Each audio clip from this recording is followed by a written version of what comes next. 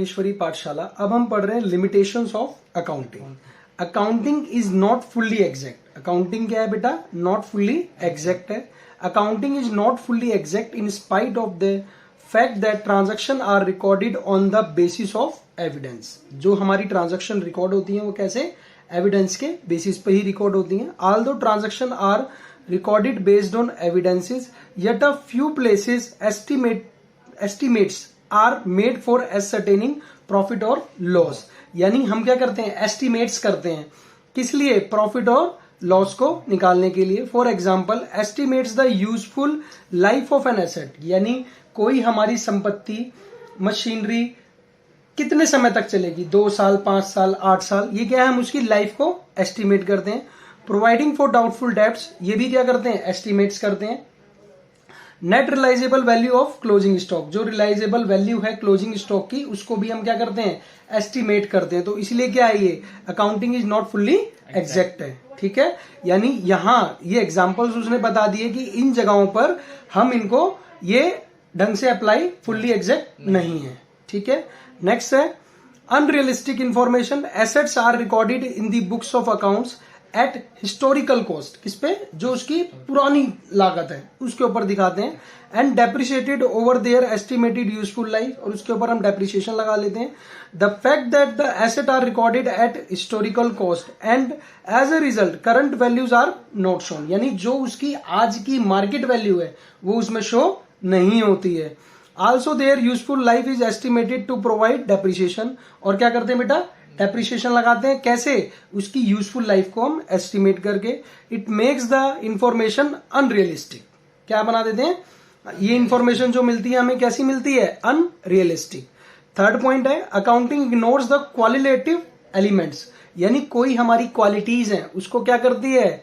Ignore करती है। ठीक है बेटा, देखो हम पढ़ेंगे accounting is confined to monetary matters only. क्या लेती है? मॉनिटरी, यानी मुद्रा में, पैसे में उस चीज को ही रिकॉर्ड करते हैं।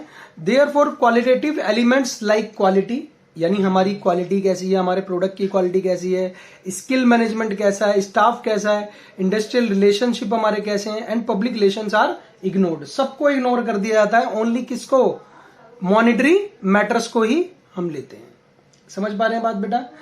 Fourth point accounting ignores effect of price level changes. Accounting क्या करती है बेटा? इग्नोर्स करती है effect of price level changes को। Accounting statement are prepared at historical cost. किस पे बनाई जाती है? हिस्टोरिकल कॉस्ट पे।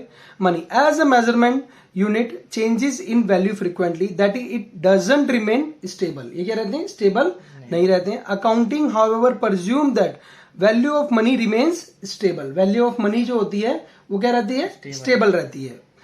Unless price level changes are considered, accounting information will not show correct financial result।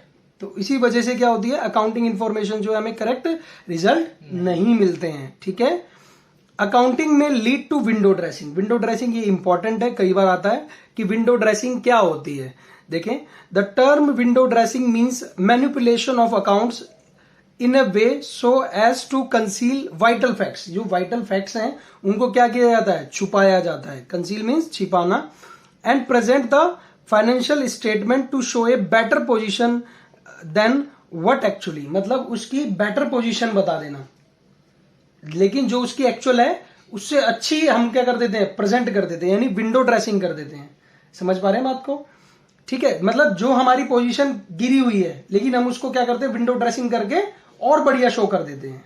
Correct. In this situation income statement doesn't show correct profit और loss and balance sheet doesn't provide a true and fair view of the financial position of enterprises. इसी कारण से जो हमारी balance sheet है वो है क्या है? ट्रू नहीं होगी, फेयर नहीं होगी, और इसलिए हमें जो फाइनेंशियल पोजीशन है वो भी ठीक नहीं मिल पाएगी। किस कारण से? विंडो ड्रेसिंग से।